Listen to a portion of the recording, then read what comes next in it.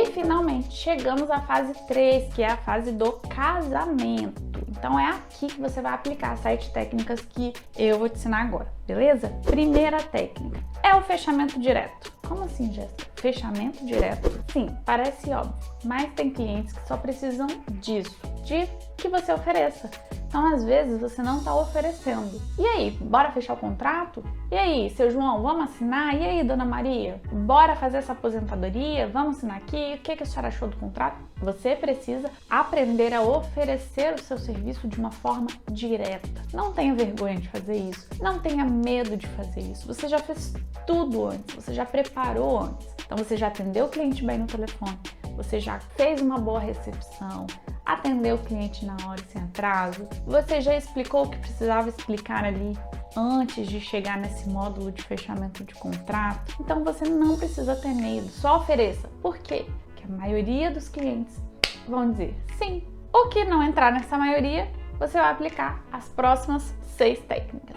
Técnica número 2, condução ao fechamento. Gente, essa técnica ela consiste basicamente em fazer perguntas para que o cliente imagine que o contrato já está fechado. Como assim? Por exemplo, se você está fechando uma aposentadoria por idade híbrida, né, que tem aí tempo rural, você vai precisar de testemunhas. Pergunta que você vai fazer para o cliente. E aí, quem o senhor traria para ser testemunha? O senhor tem essa testemunha? Ah, tem. E quem seria? Me conta.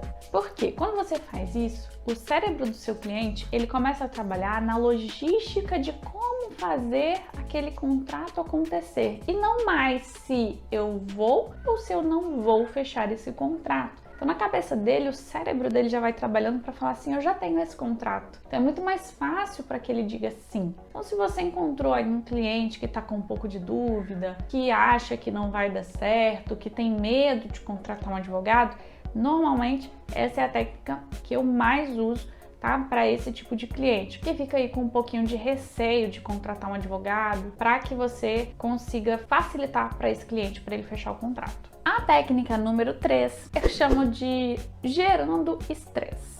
Eu sei, o nome parece um pouco estranho, né? Você falar, nossa, eu vou gerar estresse pro meu cliente, eu tô aqui para dar a solução para ele, como que eu vou gerar estresse? Essa é a técnica que um daqueles sócios usava, de contar pro cliente qual é a consequência que ele vai ter se ele não fechar o contrato com você. No meu caso, quando eu preciso usar essa técnica, eu uso ela muito pouco, para ser sincera, mas quando eu preciso usar, eu costumo contar a história de algum cliente que às vezes saiu e voltou uma semana depois arrependido, ou saiu e depois precisou pagar para fazer revisão do benefício. Enfim, explico para ele que se ele não fizer aquilo com o advogado, ele vai demorar 1 ano para que o benefício seja concedido. Enfim, pode ser concedido com valor menor. Então aqui eu vou dar para ele as piores consequências possíveis que podem acontecer. Eu vou explicar para ele que, olha, você precisa fechar o contrato, porque se você não fechar, vai ser um trabalho muito maior, uma dor de cabeça muito maior. Então eu preciso deixar isso claro para o meu cliente, tá? Essa técnica de gerando estresse não é muito do meu perfil, eu não gosto muito dela, tá? Mas ela funciona e tem situações que você precisa fazer isso. Então é bom deixar anotadinho para você testando aí para ver quais que são as que mais funcionam para você, as que você mais gosta também, mas saber de todas, porque às vezes mesmo não gostando você vai precisar usar essa técnica. A técnica número 4 é a técnica dos próximos passos, mostrando os próximos passos. Como que funciona? Essa técnica ela serve muito para aquele cliente que ele é muito ansioso ou muito controlador. Ele quer fazer aquilo ele mesmo porque ele acha que ninguém no mundo vai fazer melhor do que ele. Então, essa técnica ela serve para dar segurança a esse cliente do que você vai fazer. Esse cliente ele precisa saber qual é o seu próximo passo, tá? Aqui, normalmente, quando eu percebo que o cliente tem essa característica, hoje, inclusive, eu atendi um cliente com essa característica e precisei usar essa característica, como que eu faço? Olha, seu José, até semana que vem eu vou fazer tal coisa, na semana que vem eu vou protocolar. Aí a gente vai esperar tantos dias mais ou menos, seu José. Na hora que sair, eu vou ligar pro senhor e vou falar, saiu. E aí você vai explicando para ele cada passo do processo, para que ele se sinta seguro de que você tá fazendo um bom trabalho. Esse cliente, gente, ele é o tipo de cliente que liga para você toda semana para saber como é que tá o processo. É um dos que mais aparece. Essa é uma das técnicas que eu mais uso, na verdade. Até para aqueles clientes que nem reclamam muito, nem pedem muito, mas porque isso dá para o cliente segurança, dá para ele previsibilidade. Ele sabe o que você tá fazendo. Porque você precisa concordar comigo que é muito difícil. Você pega ali suas carteiras de trabalho, a sua vida, entrega para uma pessoa que você não conhece, que tá te prometendo mundos e fundos muitas vezes, e vai embora. E aí essa pessoa fica 6 meses sem te dar uma notícia. E você não sabe o que ela tá fazendo, se ela deu entrada, se ela não deu, como que funciona essa história aí. Então assim, quando você dá pro cliente previsibilidade, você evita que ele fica te ligando. E para os clientes que são mais ansiosos, você dá para ele uma sensação de segurança, de que ele sabe o que tá acontecendo de fato com a vida dele. A técnica número 5 também é uma técnica que eu gosto bastante, que é a da escuta ativa. Na verdade, ela é uma das técnicas que mais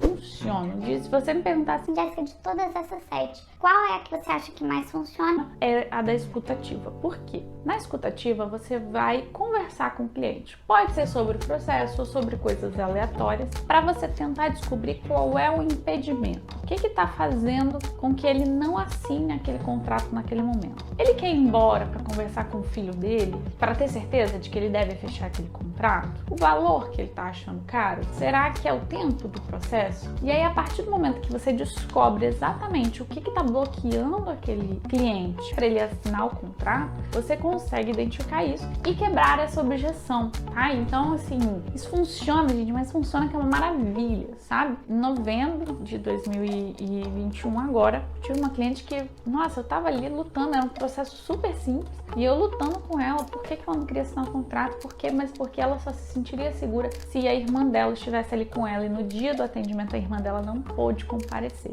E aí, o que eu fiz? Eu liguei pra irmã dela, falei com ela no telefone, expliquei tudo de novo. Fiquei uns 20 minutos com a irmã dela no telefone, explicando tudo de novo, o que eu já tinha explicado ali no atendimento para ela. A irmã dela se convenceu, achou bom, era aquilo que realmente ela estava esperando, passou o telefone para ela e falou, não, é isso mesmo, pode fechar e tal. E aí, com menos de 1 minuto, o cliente... Mas eu só consegui identificar que era isso porque eu comecei a conversar com ela sobre a vida dela, sobre o que ela fazia, com quem ela morava, para deixar ela à vontade para me dizer o que estava incomodando ela, entendeu? Então, assim, eu poderia, por exemplo, ter abaixado o preço e isso não teria resolvido. Então, por isso que é muito importante identificar o que é realmente o problema, para que você consiga ser certeira aí nessa quebra de objeção, beleza? A 6ª técnica é a ancoragem por meio de sentimentos. Você pode ancorar por diversos tipos de sentimentos no fechamento de contrato, tá? Como que é isso? É trazer para o cliente a sensação, o sentimento de fato que ele vai ter se ele fechar o contrato com você.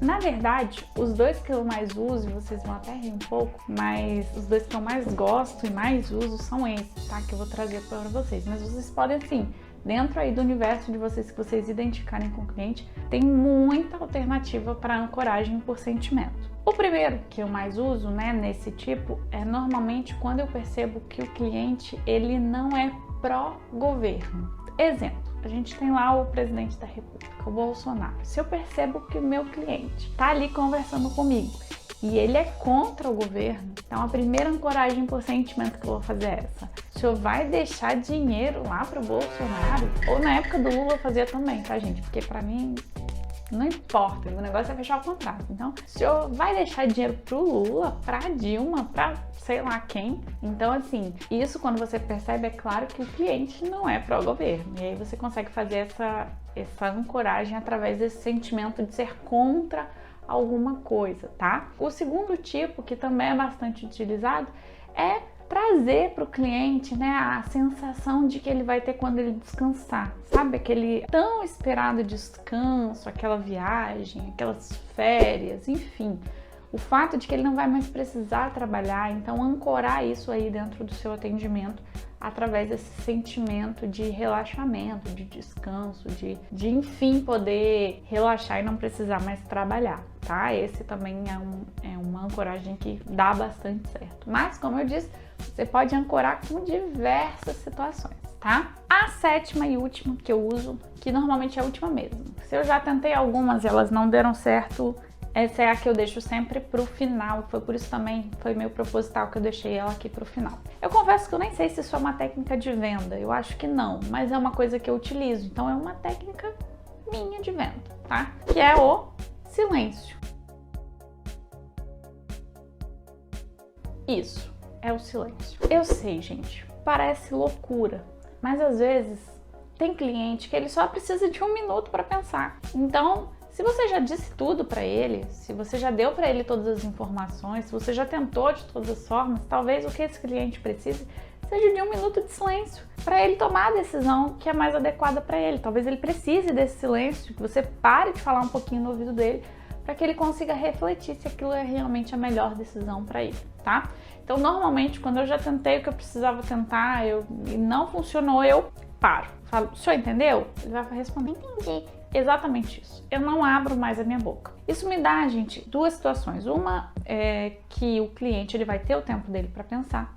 E a segunda é que eu não vou ficar ali dando informação à toa. Porque às vezes a gente fica um pouco preocupado que o cliente ele não tá querendo fechar. E aí a gente tenta dar uma informação a mais, enfim. E aí a gente tá ali dando numa consulta gratuita, dando uma penca de informação para o cliente e talvez alguma coisa que você diga acenda aí na cabeça dele o fato de que, acho que eu vou dar entrada sozinho mesmo. Então esse silêncio é também para não parecer muito desespero, sabe? De que você tá querendo fechar aquele contrato e ele funciona, tá? Funciona, eu uso ele, não é pouco. A técnica do silêncio funciona assim. Mas a técnica do silêncio, gente, não é de falar uma palavra ou 2 ou de fechar a cara. Não, é realmente de silêncio. Sai para pegar um café, pergunta se o cliente quer uma água, deixa ele sozinho, deixa ele à vontade de alguma forma, né, que for possível aí dentro da sua realidade e espera ele tomar a decisão.